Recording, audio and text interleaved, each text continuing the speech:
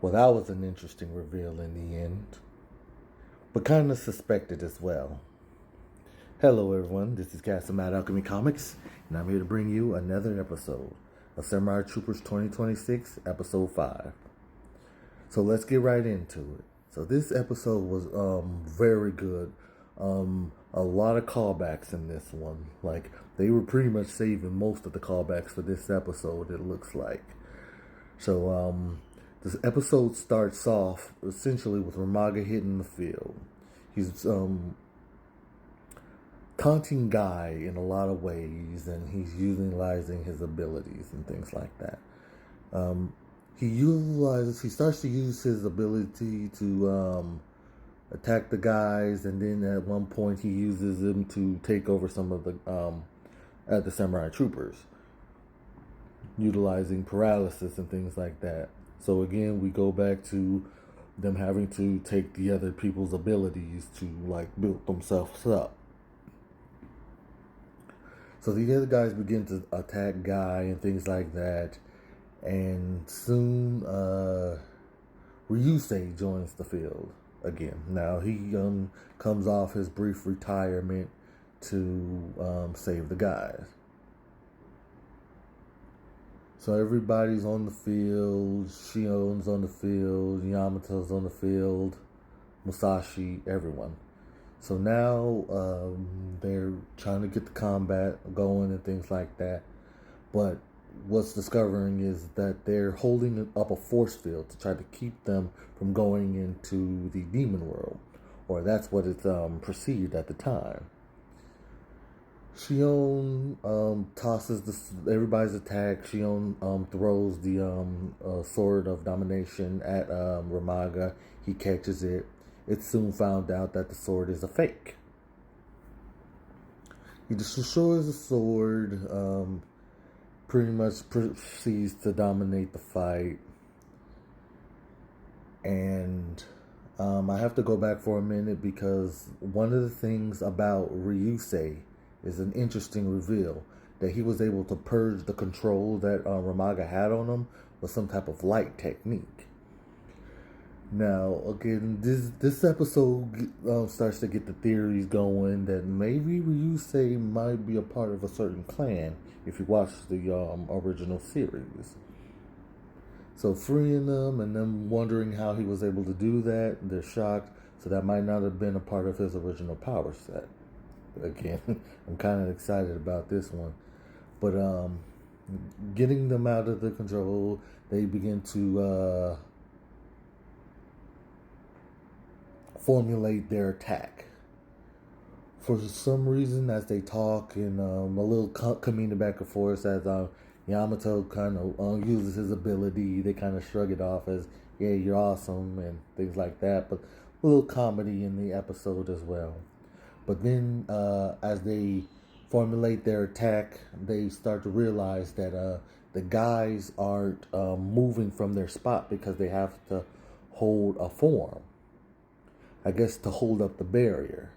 Now, again, this goes back to a callback that if you've watched the original series, there might be a reason why they have to hold that form to hold up that barrier.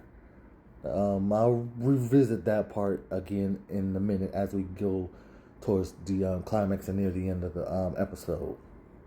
But they get them out the way, and they kind of weaken the barrier, but it's still up. They break through, and they get to Ramaga. Ramaga completely brushes everybody off, no problem. They're still on the defensive. Again, everybody's on the attack. You get some flashbacks in this episode as well. A lot of them dealing with Guy being human or trying to recapture a sense of humanity. This is very important also in this episode because Guy may not be this half demon after all. So we'll revisit that point too near the end of the discussion. And you also get another flashback with Guy as he shows the patches and how he got the symbols of wildfire on his shoulders. And you do see the original Wildfire armor user Ryo, as he gives them the symbols, and he makes Ryusei the leader of the team. Cutting to Maya and the pink-haired girl, they're going towards the battlefield, and they begin to talk about the three treasures again. The Sword of Domination, the Jewel, and another one who might be, if you get that particular treasure, it might summon another secret armor that might, tip things in their favor. Now again, this might be the White Inferno armor that you might see a little later in the series. Another callback, if you know what the White Inferno armor is, which should have been destroyed. So I was wondering if they might have made another one on top of that, or they could bring it back. So who knows? Like I said, a lot of callbacks. They definitely saved a lot of the mystery from the previous series in this episode. So they talk about the jewels and the potential this other armor that kind of scopes and could build up. And then it's found out that like the curse or the poison is beginning to take over Ryusei. So it completely takes him over now. And he becomes a monster. It doesn't kill him, but turns him into a dark monster. They're fighting Ryusei. Everybody kind of backs off. Like, no one really capitalizes on that. So I guess they're still trying to hold up the force field again. But he turns into the monster. They can't really beat him. So they have to summon the real Sword of Domination to kind of purify him. Guy summons it, slices them, and frees them from the monster transformation. But it was kind of another red herring that it would purify him. It spreads the poison quicker, and he kind of disintegrates. This makes everyone sad, but if this theory is correct, I don't think he's going to be gone forever. And I'm a revisit, and I really do think he's going to be Ryusei is going to be an ancient one. I think he's going to get that purifying ability. I think he's from the clan.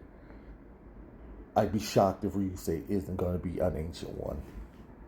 But again, he has the sword now. Ryusei kind of disintegrates and passes. Guy utilizes the sword, and he unlocks his ability. Ryusei passes on the crest of the wildfire on his shoulders. Now he's completely awakened as wildfire, and he attacks Ramaga. Ramaga and Guy do their clash, and Guy gets the better of Ramaga, and he chops off a piece of his mask. And it's soon discovered that the guy under the mask is Ryo. So Ryo is Ramaga. Now this was kind of hinted at. I wouldn't say this was kind of a big reveal, but it was very interesting. Especially now that you're starting to see a lot of like callbacks and things to the previous series, and you understand that the rest of the armor guys were lost in the demon world.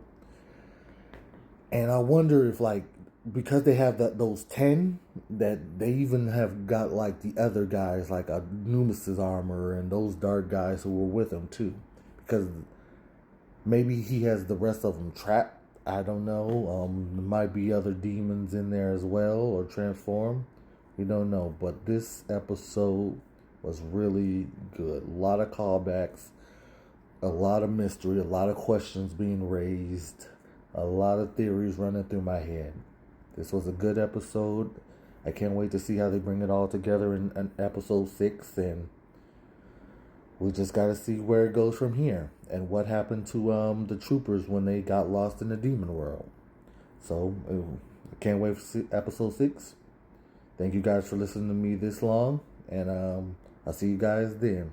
Thank you guys. Have a good day.